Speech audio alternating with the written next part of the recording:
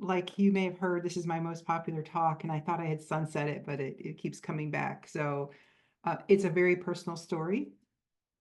I woke up one day to discover that the career I had been preparing for 3.5 years suddenly no longer exists. And that's what I'm going to talk to you about, like my journey and the world that's going to be increasingly shaped by AI, but also not just by AI, but other technologies. So I'm Heidi Araya. I spent over 25 years helping companies and individuals adapt to change, all kinds of change, technological change, organizational change, process change, change in leadership styles. And I'm going to share information today on the job market, the future workplace trends, and lastly, some key skills that have stood me in good stead for over 30 years now. And they're like going to be your superpowers to thrive in an AI powered world. And so all the images in this deck were created with AI except for one. So I'm going to show off a bit and let you guess which one it was. So without further ado, let's get going. I call December 25th, 1991, the day my career plans crashed before they even started. I graduated university in December 1991 with a degree in Russian language and linguistics, and I was dreaming of a diplomatic career helping deflate the Cold War between Soviets and Americans. And on December 25th, 1991, before I even got my diploma, I saw the Soviet hammer and sickle flag lower for the last time over the Kremlin, realizing two things: a flood of Russian-speaking people to the US, and that the Cold War was over. So my degree was already out of date, and I didn't even have my diploma yet. But aside from that, my work life had never been a stable, set it and forget it kind of career. I had to live through these events you see, like computers arising in the workplace, dot-com crash when I was working in tech this whole time, the recession, and lots of company failures. And was laid off, and I avoided layoffs a bunch of times because I saw the signals happening. And I was always in tune with the job market because I wanted to remain employed and forever employable in case I needed to find a new job suddenly. So I gained this kind of radar to know when I should be switching careers and when I should be switching companies because my survival actually depended on it. So uh, to make the story very short, after my desired career was dead, I pivoted to technical writing before it was a career. And when I saw that on the downswing, I reinvented myself as an analyst. I got a job at NASA. And then I got involved with Agile, and I helped companies adopt Agile. And I saw that career was also kind of on the downswing. So I had been looking for something else to do when I saw AI come on the scene. So uh, today I help people and small businesses learn to leverage AI. And again, I'm going to share the skills that I used for my constant changes and career reinventions for myself. So without telling everything now, because you'll learn about this through the course of the talk, I hope that by the end of this talk, you'll understand why I'm uniquely qualified to speak about thriving in an uncertain job market, an exponentially uncertain world, and why I'm also passionate about helping others on this journey. But before I go further, I'd love to know your thoughts on the current job market. If you would just pick the number 1, 2, 3, 4, 5 and type it in the chat. Cautiously hopeful, neutral, concerned, pessimistic, optimistic. Just type it in the chat and we'll see what your thoughts are.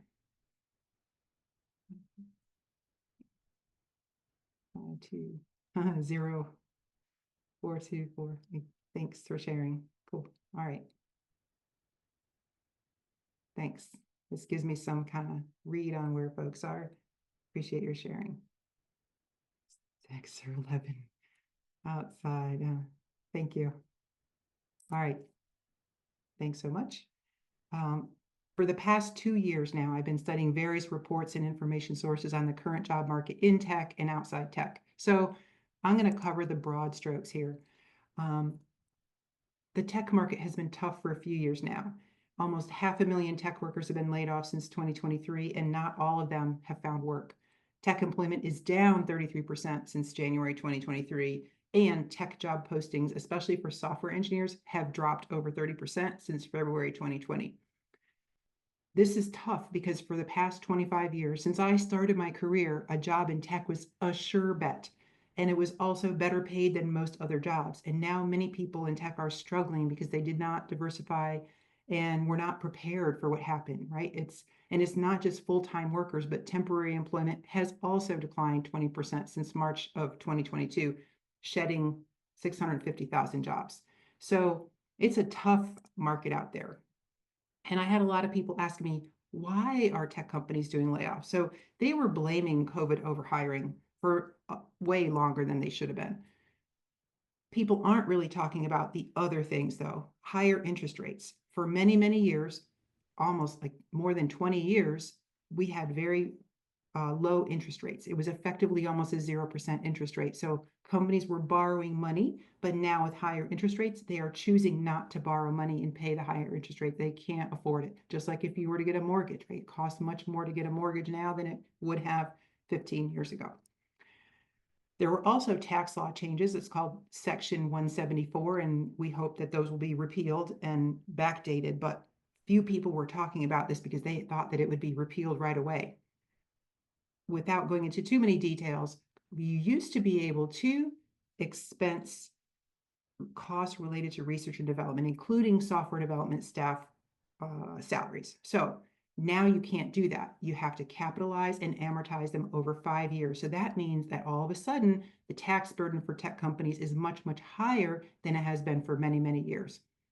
So that's another thing that people are not really talking about. Next is market and peer pressure. The market actually rewards companies who do layoffs because their stock goes up, and you've seen it. And so the other half of the coin on that is the other side of the coin is if you're a CEO and your board sees all these media darlings and FANG companies doing layoffs with impunity and their stock goes up, they're going to look at the CEO and go, what is wrong with you? Why aren't you doing the layoffs? So there's a lot of peer pressure here. So that's why the sheep are here. You know, just like sheep, you follow the trend and you see it happening. I added this last bullet in for this talk. It wasn't in here before this. People thought that companies were doing layoffs because of AI, but a lot of those layoffs happened pre the AI boom. And so companies weren't yet investing in AI. Now I can say, yeah, they may be laying off staff to save money and invest in AI. Whether that's right or not for them, you know, that's another whole story. But there are some reasons why. So it is a really tough market out there for tech, but that doesn't mean that we're losing jobs overall, right? So we keep adding jobs. And in December 2024, of course, we had a huge increase in jobs. So it's been around 150,000 jobs added over the past few years, but you know, you see some ups and downs here. But in general, we are adding jobs. So we say, well, look, I've got all these jobs added, but what's going on? They are not in tech, though. They are in healthcare. They are in government. I know we're having federal layoffs, but local government is hiring. Lots of financial, like technology, any kind of financial activity, especially because AI is also in those financial activities. In the professional and business sector, you can see there that is covered, like technology careers are covered in there, but also other careers. So it's kind of mixed in there. So you can see that there are a lot of areas here that aren't really covered in tech. So just a hint for you if you want a job, and those are good places to look.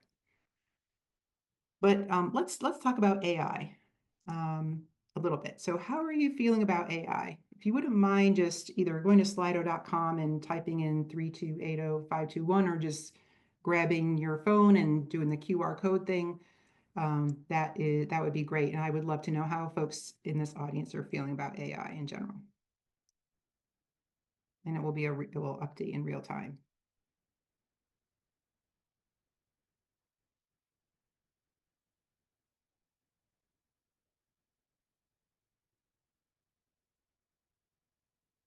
Every audience is so different. How many? We've got 57 folks. Maybe we can get 50% of them. Let's keep going.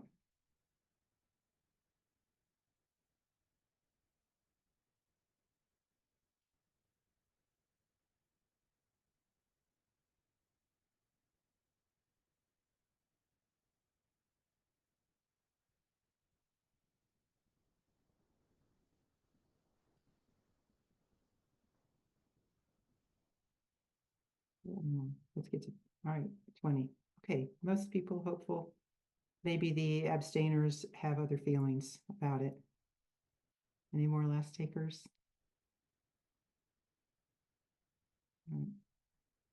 Cool. Thank you so much. Appreciate your engagement here. It's no doubt, right? Generative AI has changed the world dramatically in just a few years. And well, certainly it's changed my career, right? Education is changing, the way job searches are conducted, coding, experiments, product management, content, image, even song creation, customer service, operations, data analysis, like everything you can imagine. Not that long ago, I was working as an enterprise transformation consultant after being laid off as a director at a large tech company, leading their agile transformation there. So AI came on the scene, and I knew that it was going to be something dramatic for me. And I began to prepare, and I took a data science program at MIT. And my original thought there was that I would go back to tech and lead an AI or machine learning or data science initiative. It had been about 25 years since I did anything technical. And even then, it just wasn't my passion to get into tech. So it was more something that I had to do for myself to do this program at MIT. And I felt that I really needed to upskill in technology and understand the nuts and bolts of AI so I could talk about it. So I started building and selling chatbots and took this data science program, which is the most challenging thing I did in 25 years.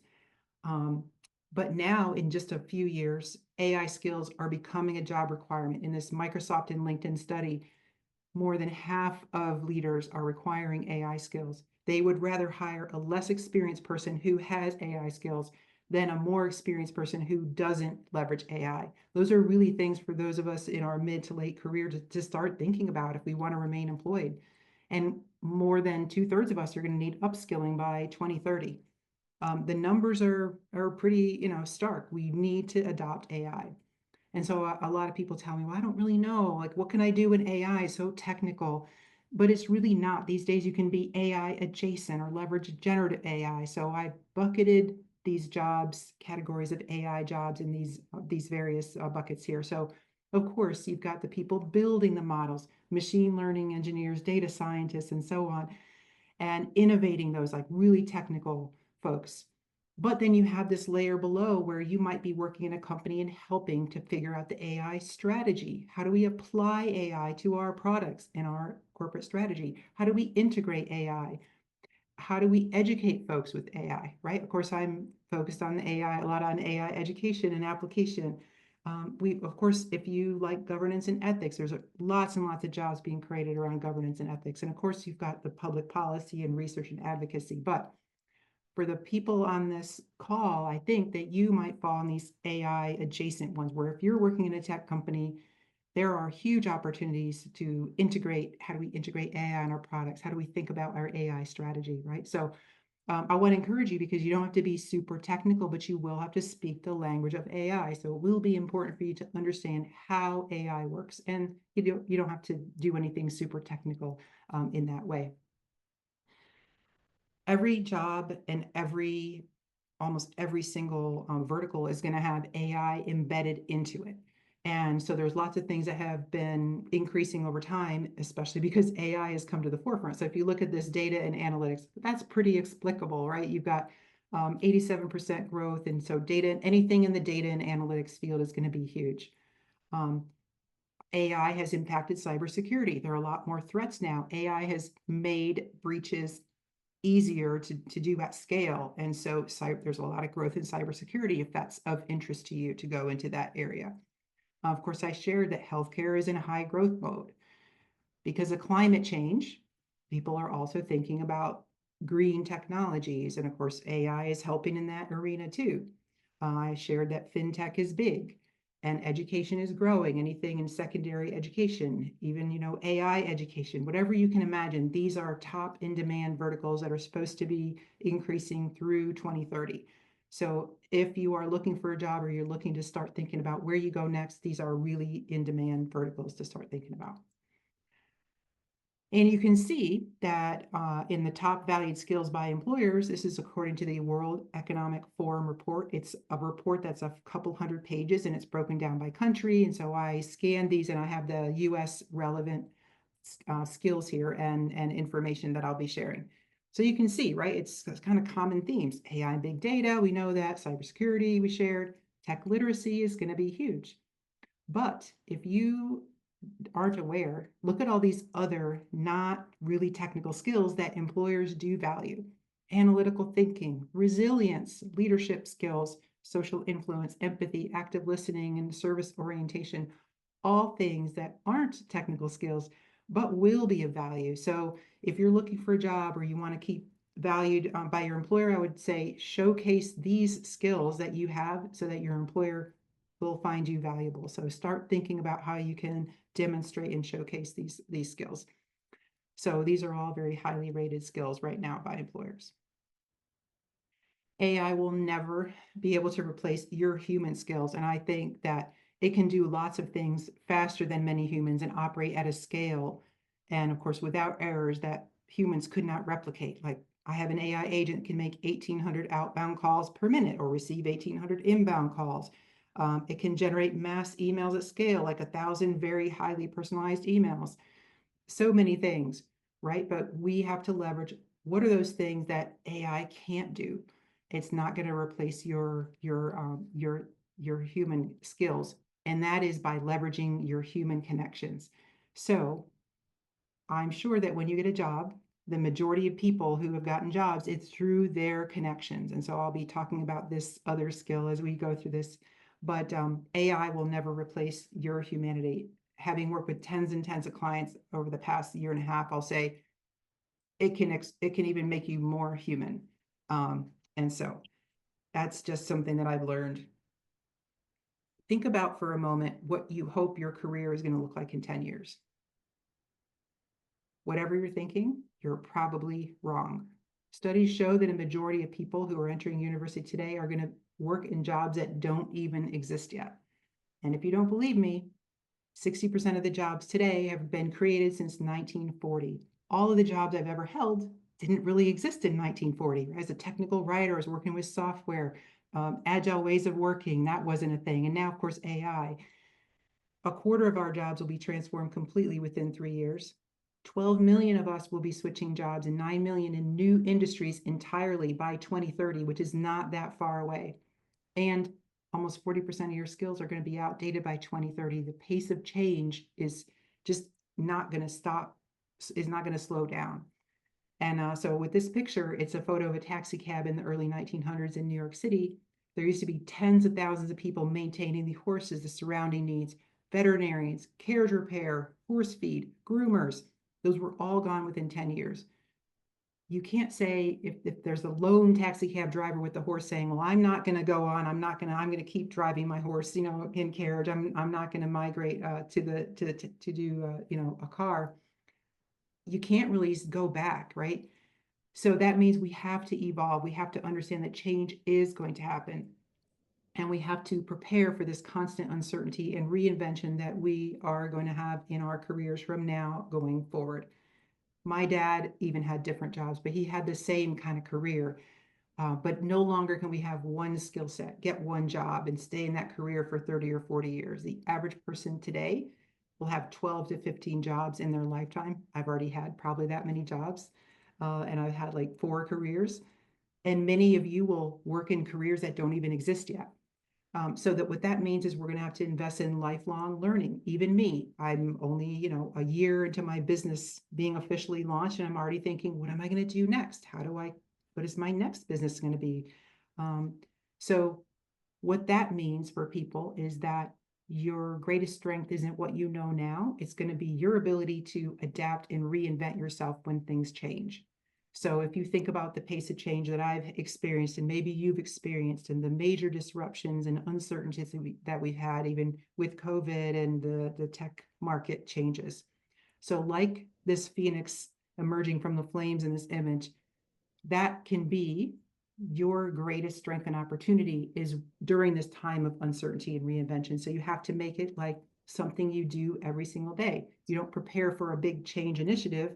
Those days are gone. You have to constantly be reinventing yourself and be ready for change, right? They use this change as fuel for their next evolution. So don't look at your career as a straight line. It's probably going to be a series of adaptations and evolutions and reinventions. So start preparing for that now, and you're going to have an advantage no matter what the future brings to you.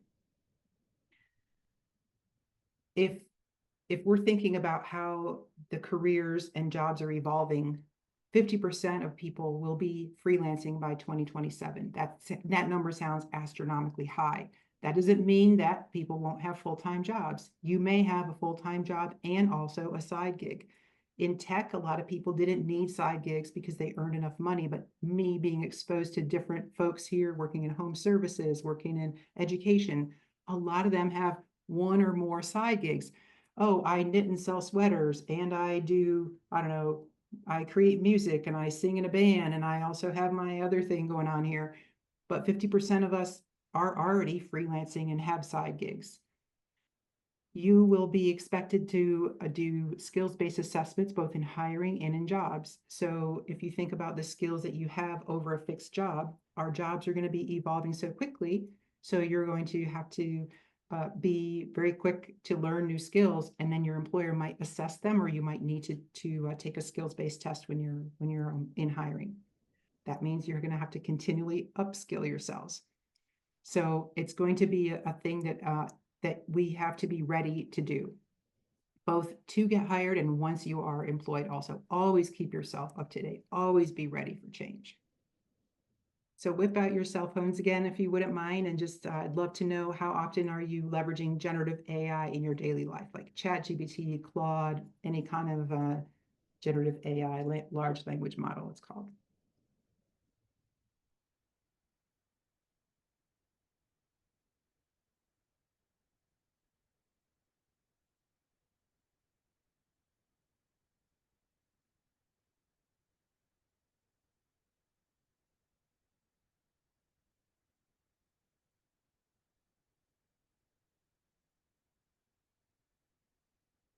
Get to 20. One more.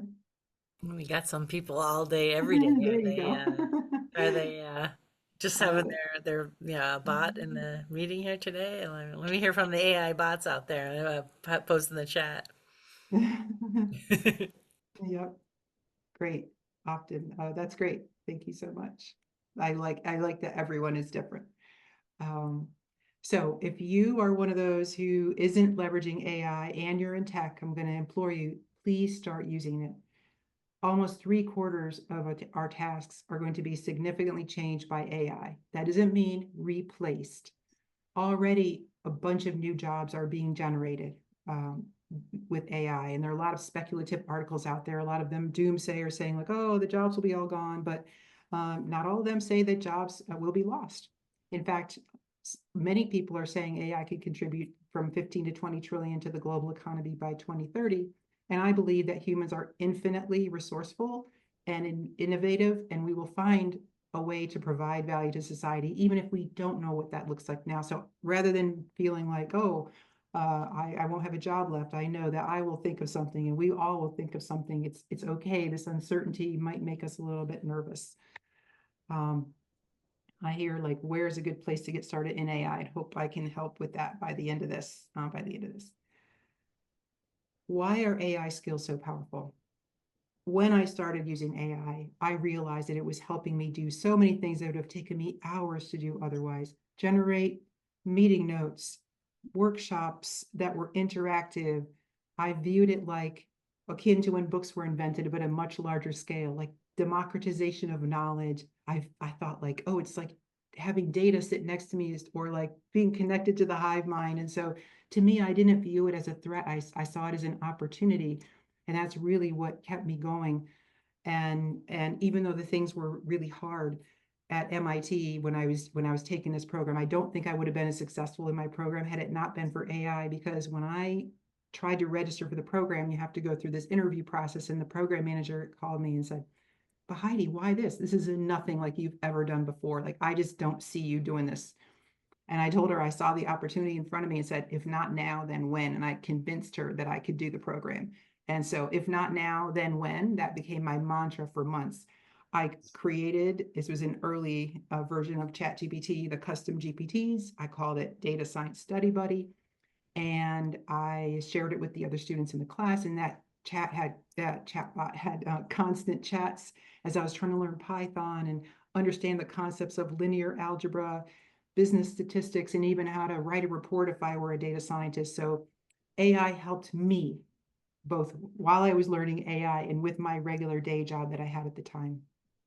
The research now is clear over the past couple of years.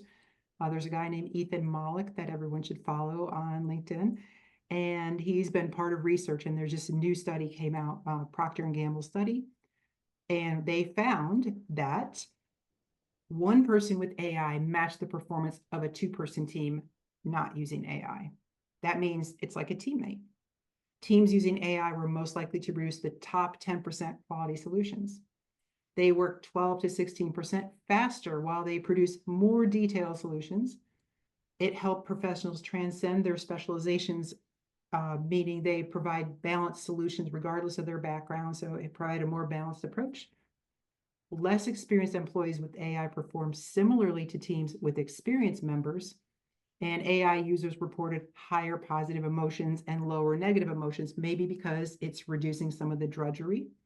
So the implications here are that we could rethink team structures and size, reconsider the specialty boundaries, and create new pathways as expertise is now democratized. So we have to focus on reimagining work itself, not just automating the existing tasks. So this is the like kind of call to action. You could function like a team of two if you used AI, right? So you say, how do I get started? First of all, think about an actual use case that you have. It's not enough in my mind to just imagine that you're going to use AI or take an AI course. Think about an actual problem that you have. One thing that people tell me is, well, I can't use AI at work, or they're not allowing me to use it at work. I moved into a place that has a extremely complex all home filtration system, and I had no idea how to use it. No plumber would come out and check. And so I took a picture of it and I asked ChatGPT, explain how this plumbing system works, what's happening here. And it told me everything. And then I still had some questions, and I was kind of, thinking like, how do I do this? I talked to it like I was talking to a plumber, someone who knew who was here, and it helped me more than anything else, probably better than a person would have done. And so think of an actual use case. It could be as simple as, I don't know what to have for dinner tonight, and I've got some chicken and red peppers in my fridge. How do I leverage these? Or anything. Just think of an actual use case. Um, I have my AI, that large language models, on the home screen. I've got Perplexity, Claude, ChatGPT, Suno, Copilot, Gemini. So put them on your home screen. And if you have the paid version of ChatGPT, you can take a walk and talk to it. You can have it help you study a language, correct you with stuff, give you feedback, improve your emails, have a difficult conversation with your spouse. You can't outsource learning AI, and it's not enough to take a course. So embed it in your daily thinking. Every time you think, oh gosh, I have to do this, just whip out your AI and start talking to it. I know I've talked a lot about AI, and this is thriving in an AI world, but we have to prepare that it's not just AI. The world is going to run on these advanced technologies. They're going to have AI embedded and smeared all over it, right? Extended reality. Of course, that's very AI driven. We're going to apply blockchain in new ways.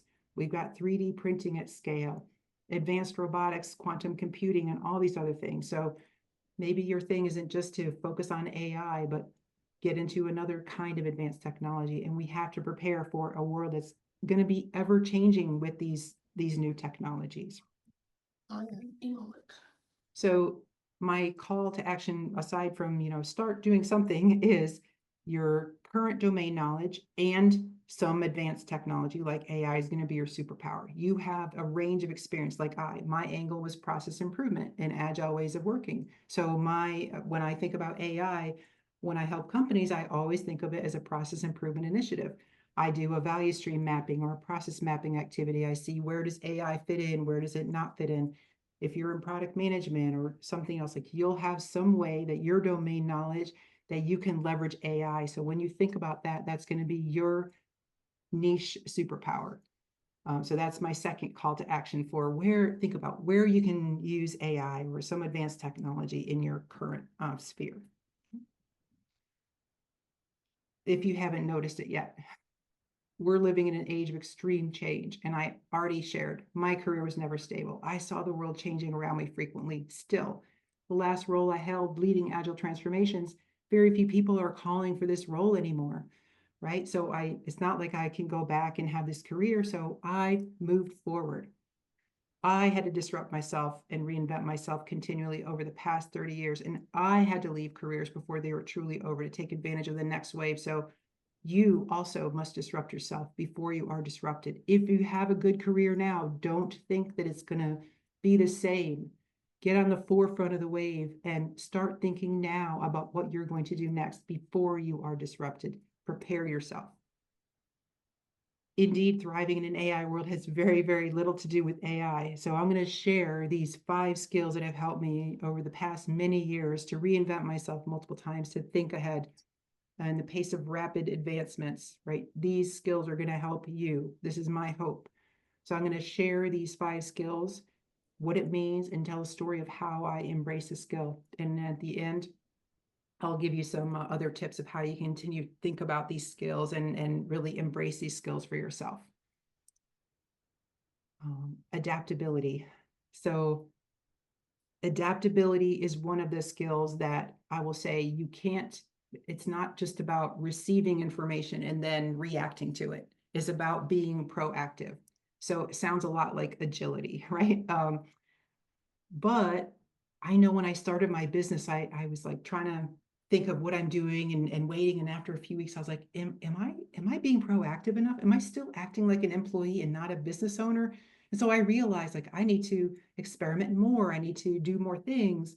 So in my career, even over the years, I would always look at what the thought leaders were doing in my space. So for Agile Ways of Working back in 2017, I was exploring value stream mapping. I was thinking about high performing teams and the human aspect that a lot of people weren't thinking of. So I was always looking at what those thought leaders on the very, very edges of my career were thinking and exploring those and trying to combine those things in new ways. And I came up with this idea of lightweight value stream mapping, and I've got that book, done. And it was just a new way of looking at value stream mapping that people thought they, wouldn't really be done by the experts. And find your niche. Again, this is about finding your little superpower and something that you've discovered along in your career that maybe nobody's really talking about, but you discovered it. So find that niche, and it's really about being proactive, and just don't wait for to be laid off. Don't wait for your career to come to an end before you realize that you have to evolve, and start thinking ahead now. So I'll leave you for this little self-reflection. Are you being proactive enough about learning new things? And are you prepared if your career were to decline? I'm going to have a worksheet at the end that you can scan a QR code, and you're going to get a 7-page document if you really want to assess your reinvention readiness. But I want to make sure that folks who choose not to do that get all the value here. So the second one is tech literacy. Again, this has stood me in good stead. And I've just told you that we have not only AI, but all these other technologies coming. So I can't sit here and say thriving in an AI world and say that tech literacy is not important. It really is. You have to understand how it works. You have to leverage it. So again, here it's not just about taking a course. Determine some goals. How much in depth do you want to learn about AI or cybersecurity, whatever the area is? Determine some goals. Figure out how to embed it in your day to day. Is there some problem to solve? Again, when I approach my clients or myself, I don't just say, well, I'm going to just play with AI today. I say, oh, I don't understand how this plumbing system works, and there are this filtration system, and I'm going to solve that problem. Oh, I don't know what to do here. And so there is a problem I have to solve. Someone comes to me and says, Heidi, I want to learn AI, or AI. I've heard my business needs AI. And I'm asking them, what challenges are in your business today? What challenges are you experiencing in your life? Because that way we make it concrete and real. And then you can start experimenting and get feedback along the way. So that's my pitch for try to use AI daily. Just make sure there is some problem to solve. So reflection here. How can you integrate AI more into your daily life and work? And are you using AI tactically or strategically?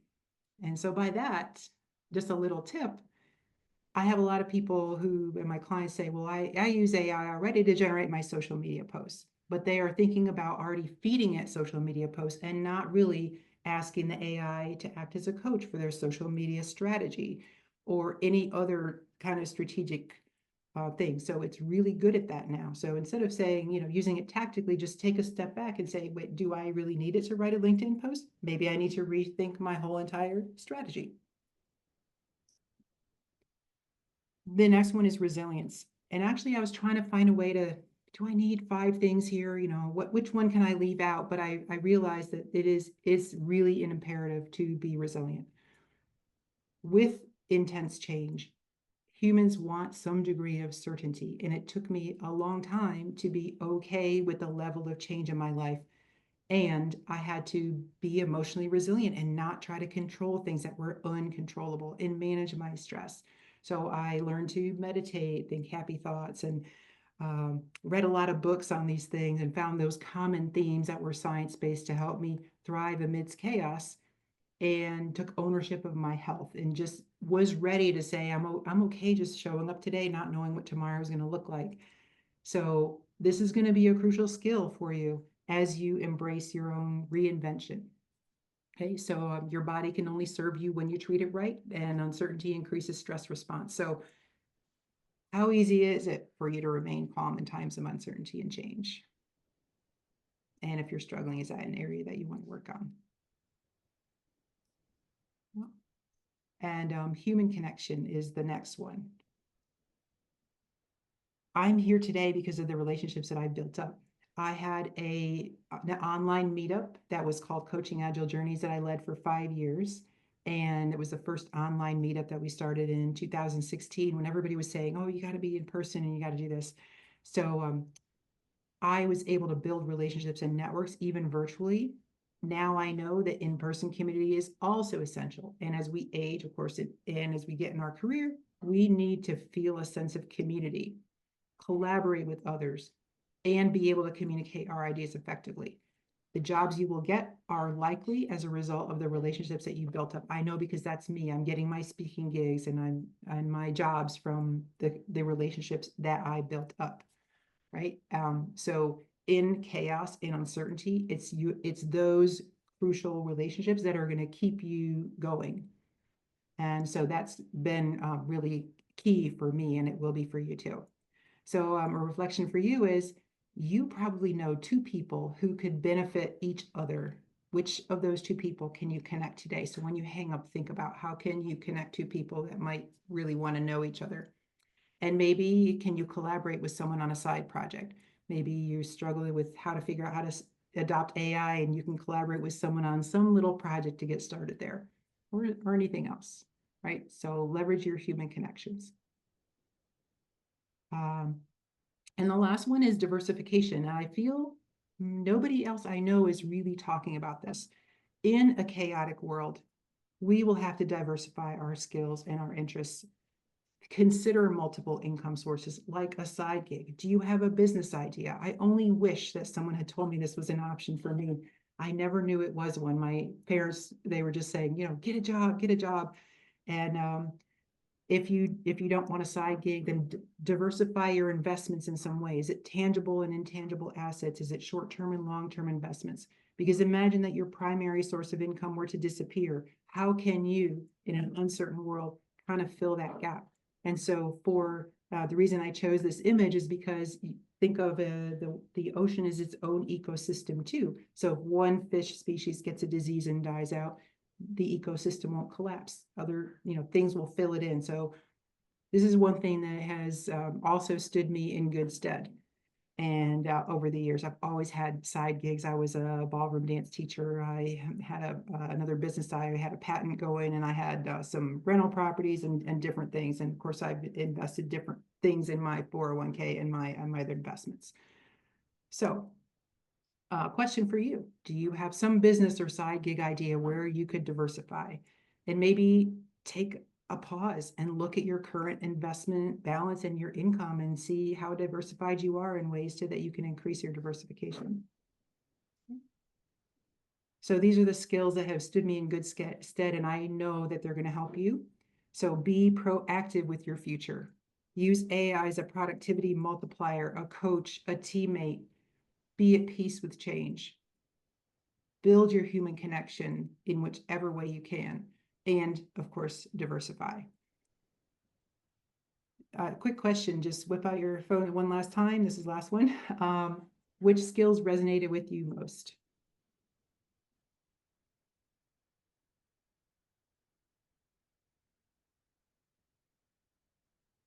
Cool. Thank you so much. I love that interaction. The future belongs to those who can adapt quickly, leverage technology wisely, and connect authentically with others. So we're entering a world of unprecedented change, but humans created AI, and we will continue to find how it is used. Don't just survive the change of AI, use it as fuel for your next innovation, idea, or project. Think of it as your partner, right? As I was working with clients, I realized that AI is only a reflection of our own humanity, of you, and it will bring out your humanity if you let it. So don't outsource your thinking to AI. It cannot replace you. And so always keep your voice. Let AI help you, not replace you. If you want to get a read on how prepared you are for a personal reinvention, and instead of these, simple 5 questions, I've created a 7-page document which will assess your transformation readiness based on the 5 skills. And so you can fill out the form for free, and I'll send you the document. And I'm here to take questions and help you with anything else related to AI that you might have. Does someone else want to, if someone could read any questions in the chat, Yeah, that would really there's a help. couple questions in the chat. Heidi, thanks. Mm. So there is a lot of anxiety over how fast things are changing in relation to resilience. How to deal with this How to deal with the environment. fast pace of change. Yeah, I guess it's the So, question. Mario, if you want to come off, you elaborate.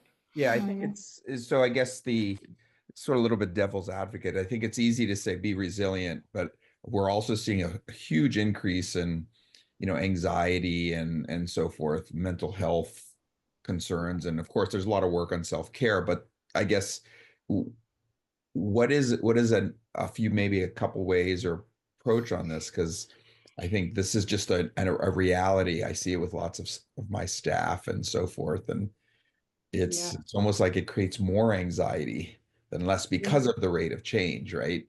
And it's a lot true. of the things you're talking to. I have had, well, I lost everything twice. So you can imagine that I had lots of anxiety, but I learned to meditate, to very tactical things. I literally had a happy thoughts that I wrote down in pieces of paper, and I thought of happy thoughts, and then I later created a custom GPT for happy thoughts. So if you want that, I can share it later on with the group, and literally just think some happy thoughts every morning. It's like start the morning with gratitude every day. We're grateful. Look, I have fresh water. I can breathe clean air, and I've got shelter, and a lot of people don't have that. So whatever it is, the simplest thing. If you struggle with anything, start with I can breathe some fresh air. I can drink fresh water. There's a lot of science around meditation, and I know that's hard for people, but saying some kind of, if you can't meditate with an empty head, then think of some happy thought that you repeat to yourself, or some mantra that you repeat to yourself. Exercise is also great for a mood enhancement. So if you're too anxious to try some exercise, just get out. I used to go dancing when I felt anxiety, because you can't possibly dance and feel unhappy. So find something that you really love doing, whether it's hopefully, some sport that will also elevate your mood at the same time. Eating healthy and getting enough sleep. And so I think the book is called Reboot Your Brain, and it's by someone named last name Kennedy. But that book also helped me, but it's very tactical of what you can do every single day, like stretch, think happy thoughts, and so on. Like Add tactically, the things that I would help add me. to that list just getting outside, getting outdoors, and also I've read that just connecting with the earth, like being on the ground and your bare feet, can help like Mhm. ground your nervous system as well. And we have Rama who led us in a meditation at our last event. You can probably comment on that as well if you want. Feel free to come off. Yeah, thank you, Maggie. Yeah, last week I conducted one small program at our Scrum. Maybe I can conduct one more time if there is enough interest in the group. I teach mindfulness related things specifically for technology and people who go after meeting after. So I'll be very happy to conduct one more if looks like there is a lot more interest. Last time we had only 6, 7 people just for fun. So we can have one more actually. But I do have a question. It's in the similar lines. You were saying that let us have a separate career other than software and be ready. That is what you are saying. So I do teach meditation, and my meditation skills are more deeper than my product management skills, to be frank. But this is what I chose because this is what works for my life. So when I started a career gap for something personal, I had my Facebook app where I started teaching openly instead of private clients. I started teaching group classes temporarily, so my mind will be busy. And also, I was trying to build a special program that I thought last time. So the minute I attend an interview, I get a question. Oh, are you trying to retire? Looks like you are more into meditation than software skills. Do you think your skills would get outdated? Or are you thinking of going back to your entrepreneurial journey using yoga? Even the first question, the minute recruiter calls, these are the questions I get. That's quite annoying. So, how do I answer those things? If you are saying, because it's the same network, right? Whether I ask for a product management job, or I say I wanted to teach mindfulness, it's the same exact network I have. So what do I put it on LinkedIn? How do I pitch it? How do I navigate this judgment if I were to have two careers, which is my own interest? If you go for a disco, you go for a disco. I teach a yoga class, it's up to me. But I can't say that to a recruiter or a hiring manager, go if I'll do whatever I want. I can't say that, right? But it's my choice. It's Oh, not. yeah. So how do I navigate that? I would It's a like to great, know.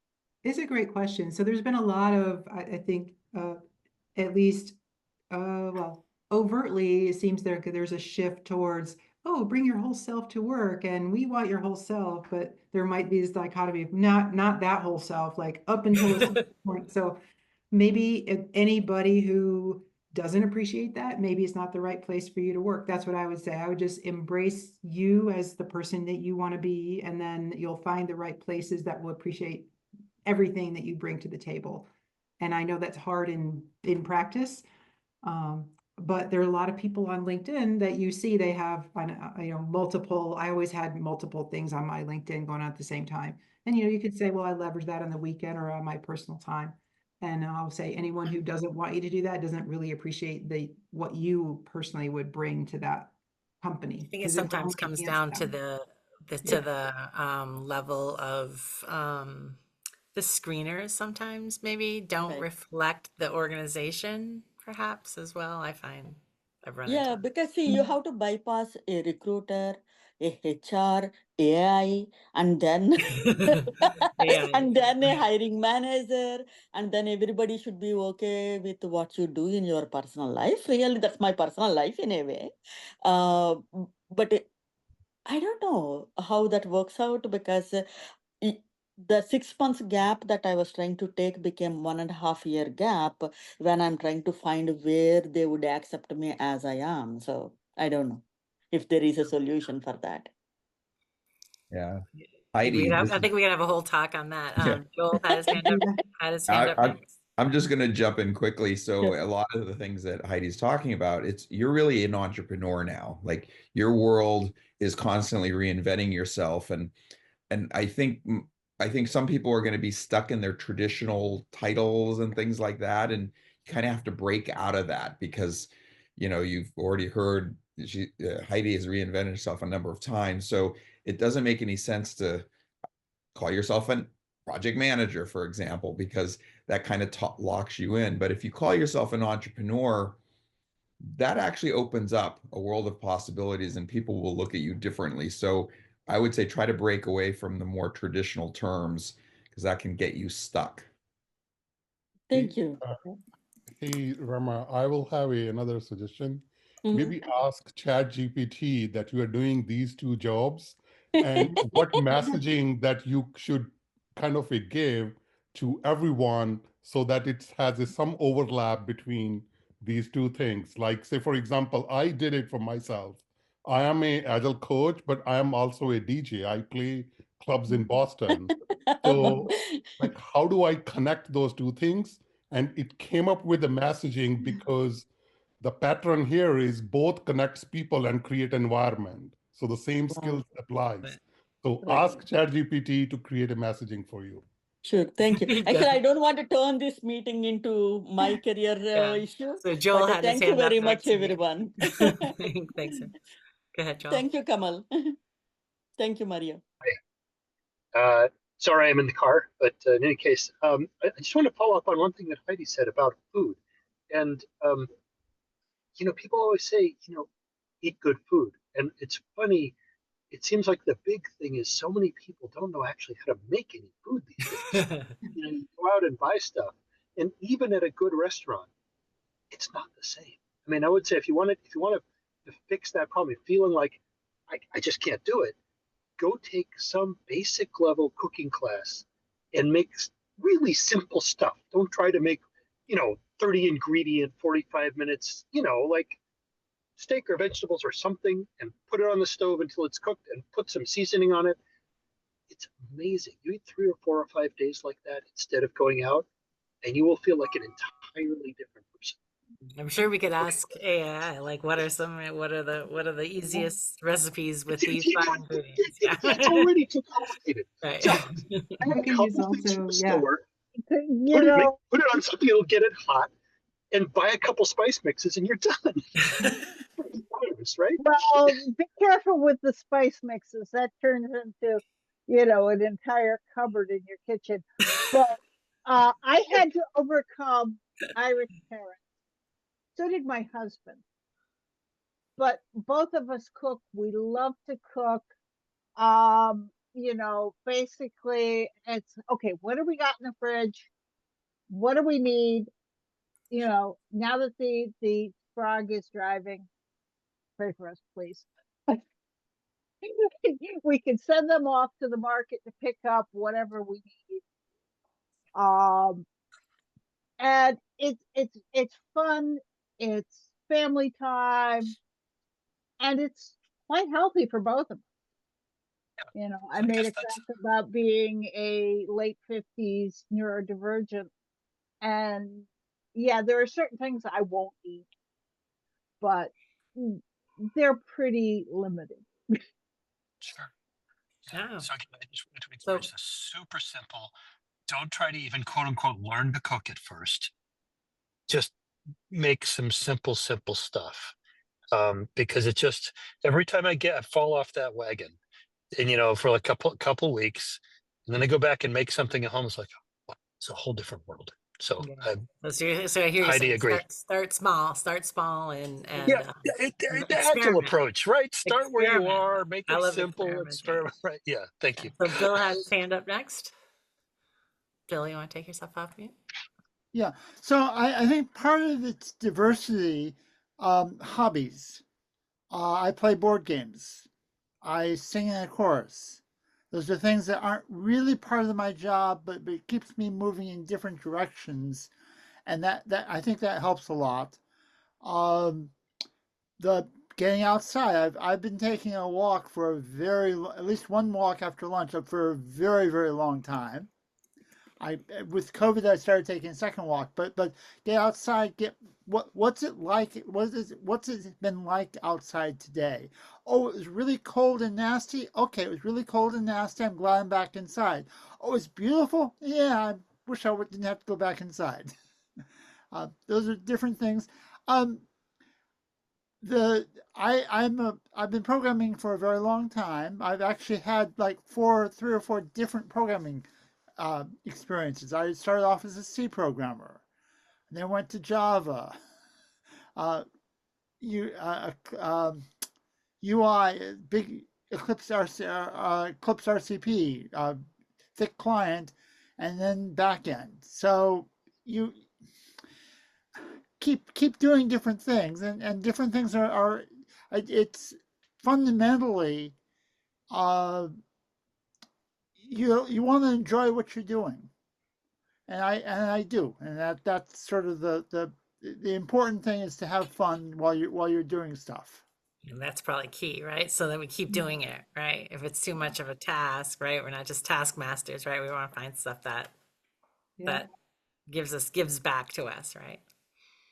There's another question in the question. let's see. Is there a good summary or a video, YouTube video showing some very good examples of how AI is playing a role in different industries?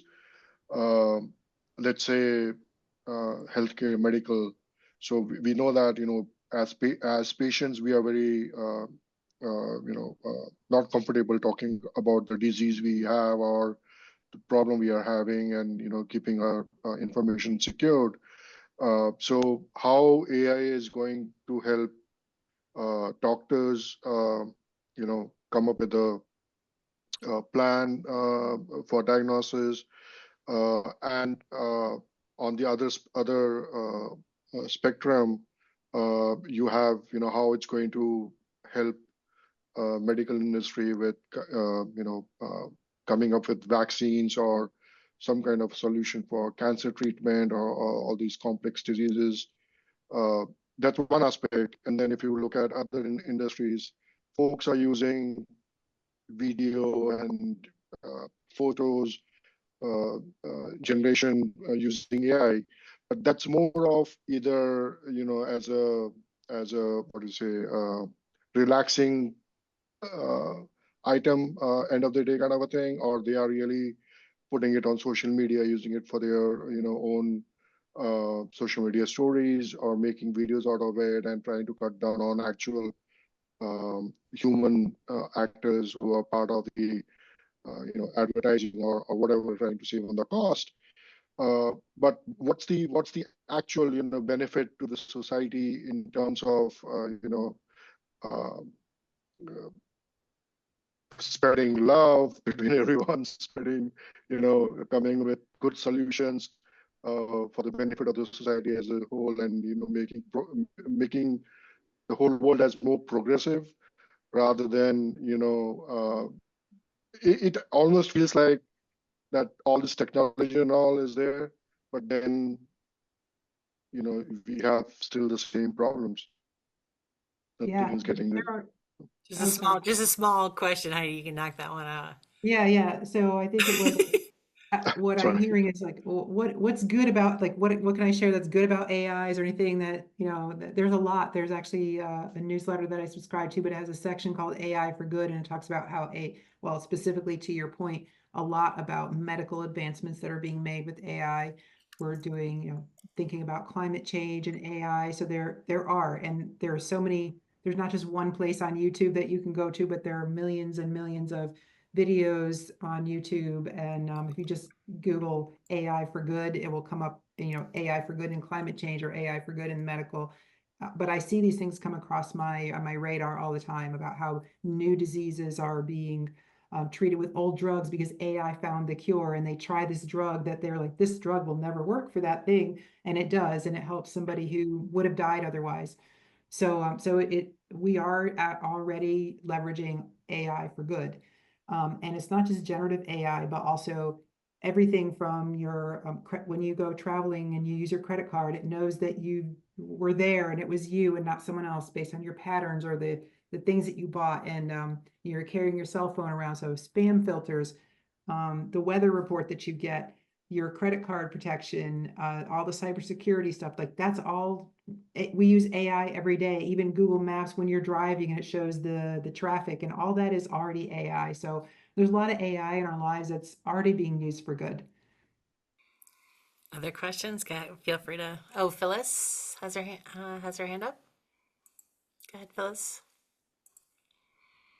Yes, no, this was a great talk. Thank you so much, Heidi, and all the good questions and comments. I actually work in healthcare, and recently completed an AI project It was a predictive AI project, but then I started to work on a Scrum project that was around generative AI.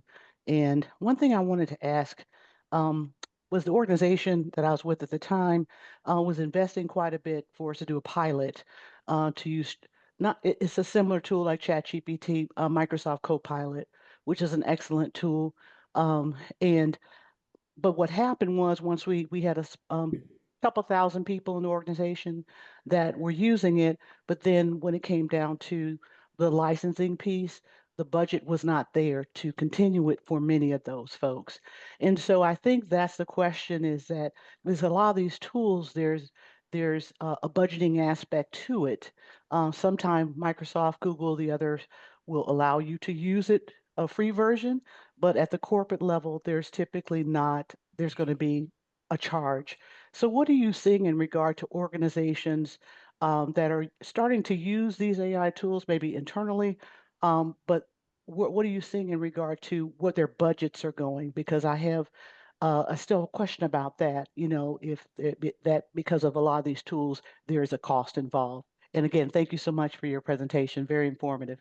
I'm so glad you liked it. So caveat, I mostly deal with small to medium-sized businesses who aren't heavily leveraging AI and they want to get started with AI. But that being said, it's all about the return on investment that is being made. And so if you just have a bunch of people using Microsoft Copilot and there's no real visibility into the value that the organization is receiving from it, then I think the onus then goes to the management team of there to say, hey, my team leveraged AI and this is how we increase the, our ROI for this particular thing. So a lot of that in large enterprises is obscured because when it gets to the top level, it's like, oh, we just have this huge massive and we're spending $1 million on Copilot and we don't know the value. So then I would say showcase the value that the teams are getting from the use of AI. It's clear that one person can operate like two with using AI and teams are much more effective. It's just about finding and communicating that value to upper management so that they see the investments worthwhile. There's And a I comment. totally agree. I'm just going to just follow up, Maggie, if it's Go okay. ahead, go And go for I it. totally agree with that. Part of the pilot was we did have an executive group using it.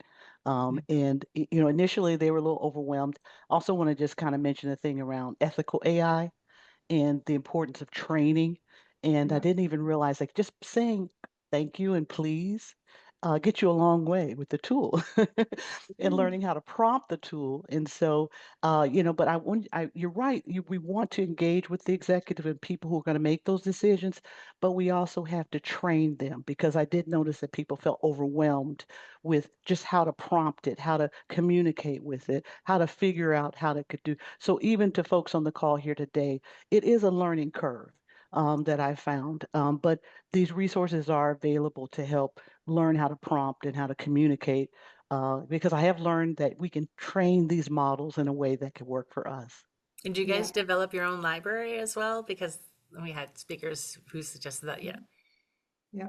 And the most important thing is that I find that when I speak with people who are using AI, they prompted like, well, it was a bad answer. Well, it's going to give the most common answer first. So I always ask it, think outside the box, give me 5 more ideas and challenge it on things. Like when I say, give me feedback on this thing, it'll say, oh, great job. And I'll say, no, give me feedback so I can improve it.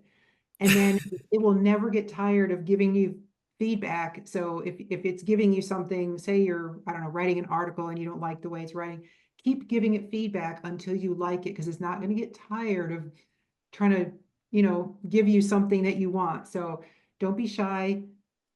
Feedback for the chat bot is going to be the most important part of prompting. Keep giving it what you want, and then you'll get, keep giving it feedback on what it's not doing and what you want instead. Give it examples of what good looks like. And then don't just say, well, it didn't work for me, and then stop. You got to keep experimenting and find the right thing so it gives you what you want. Yeah. Yeah, And just very quickly to what Heidi's saying, and I apologize, Moses. I have always been told, ask AI or ChatGPT, whatever it is, the same question 7 different ways. That way you'll get multiple perspectives and it'll, as you said, it'll actually learn from you a little bit. and play them off one another. So I use Gemini, Claude, ChatGPT, and you can ask them, perplexity. So ask all of them. You can play them off one another, and maybe some of them gives you an answer that the other ones don't. So don't just be stuck in one tool either. If you can do it, of course. Right, because they haven't all been trained. They've all been trained differently, right? So yeah. Yeah. Moses, you want to come off mute? All right. Along with Phyllis Smith was saying, as far what my question was, with using AI, there's a lot of different large language models. What would you say is probably the best resources? I know you went to MIT, but for us that don't really have time to go, like what would you say is courses or books that we could do online, something we can do free time that will get us up to speed? Because I know there's the basics, but then there's different types of prompting. You get deeper into prompting, and there's different bots are trained differently and are better suited for different industries and Yeah. harnessing that kind of knowledge. Thanks. Yeah. Thank you for the question. Everyone might have a very different use case, but I would say, so start with AI for Everyone by Andrew. I'll type it here in the chat. That's on Coursera, and I think it's called deeplearning.ai, but it is on Coursera.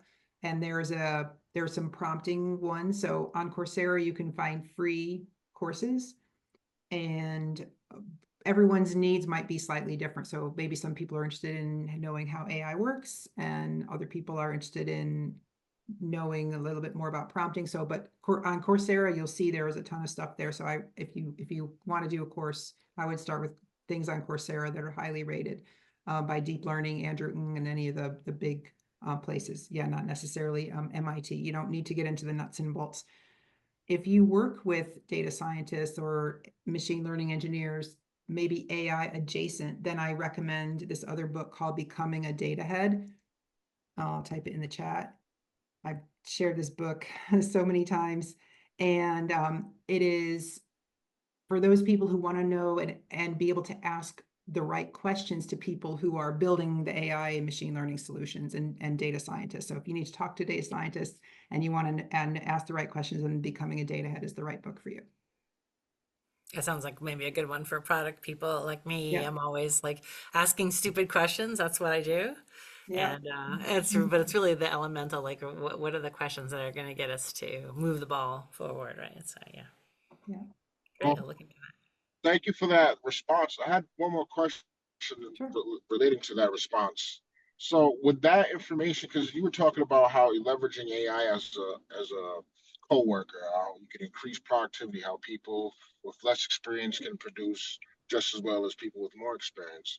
Yeah. But with that, there's the element of being able to train AI. Like I know there's different things, ways you can download DeepSeek, and you can train it. With this information in those courses, is that the avenue? Do you have to have that in-depth knowledge to be able to train it, or is that something that maybe lay people, like people with very that have basic knowledge of it, can train about to help them increase their productivity?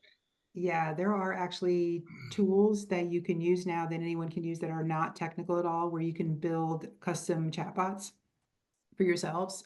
So even as like ChatGPT has those, they're called custom GPTs. Claude has projects. They're enterprise tools. For example, I help my clients with, I have a client who's got over 100 podcasts, and those wouldn't fit in the free tools. And also I have a client with 28 books that he wants uploaded into a private and secure tool. So I'd say there are some nuances there, but feel free to reach out to me and I can help clarify the direction that you might want. If you've got private secure information, a ton of information, and you're going to be querying it and you want a specific kind of prompt there, and then maybe the openly available ones like the custom GPTs and Claude projects won't work for you. So yeah, feel free to reach out to me and I'll try to help you answer those questions. Thank you. You're welcome. Great. So it's 7:40. Heidi, I don't know when you have to drop, Yeah, I'll but take one last question if one has. one last question. Somebody get their question in.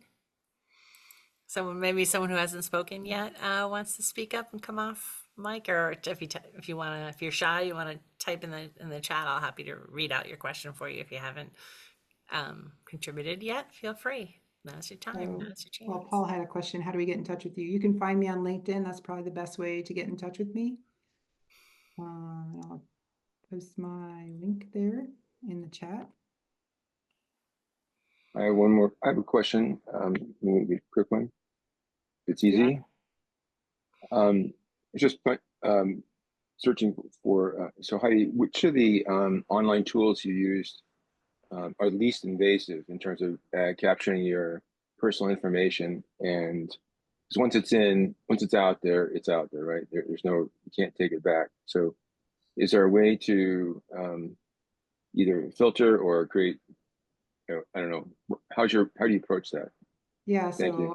so you're welcome. Thanks for the great question. So I wouldn't upload anything there that I wouldn't want anyone to know, but also in ChatGPT, you can turn off the fact that they're going to train the AI on your data. So there is a setting. So if you use ChatGPT, please go in the settings and turn that setting off where it says, allow them to train from your data.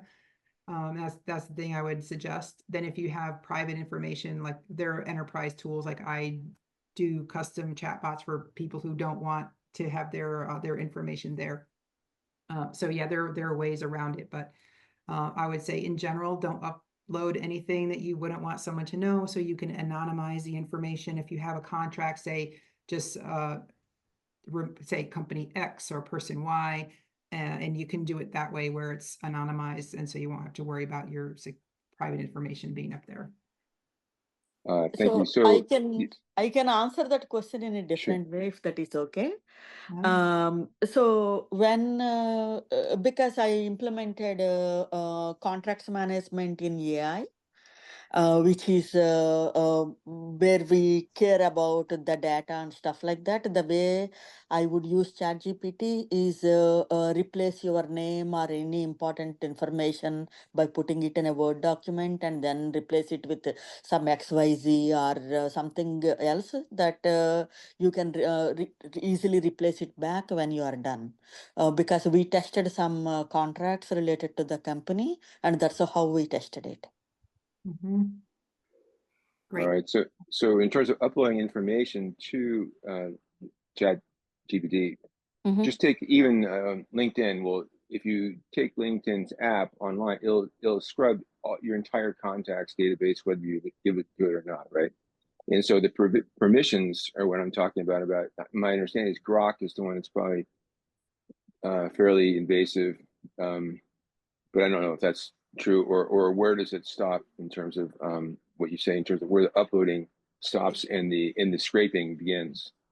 So I had someone who was in the FBI and says he doesn't use AI at all because he knows that it's going to end up somewhere. So I think those are very personal choices that people have to make.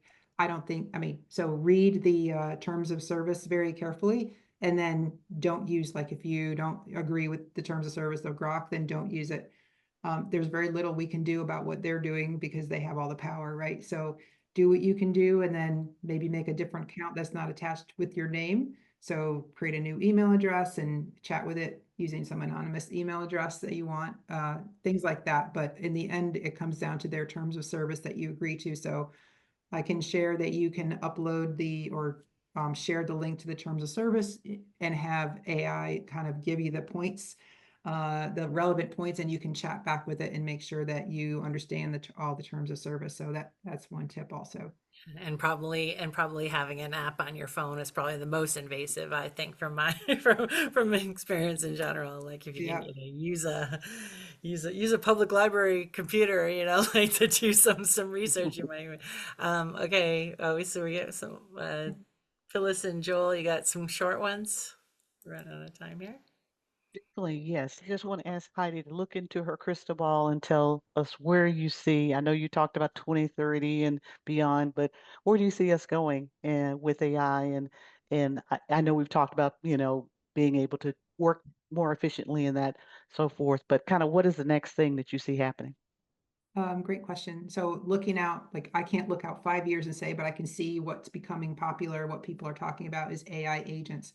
AI agents are taking autonomous action. So a silly example might be that you give the AI agent some constraints, like think of it as an intern or a coworker that you have, like hey, I want to take a family vacation somewhere in Europe, and I want to spend this budget, and I want to go here, and here's the plan. So go off and do the research for me, buy me the tickets, and tell me my plan. And so it would, an agent would be able to do multiple activities and then act on your instructions. And so that's an agent. So those are going to be next.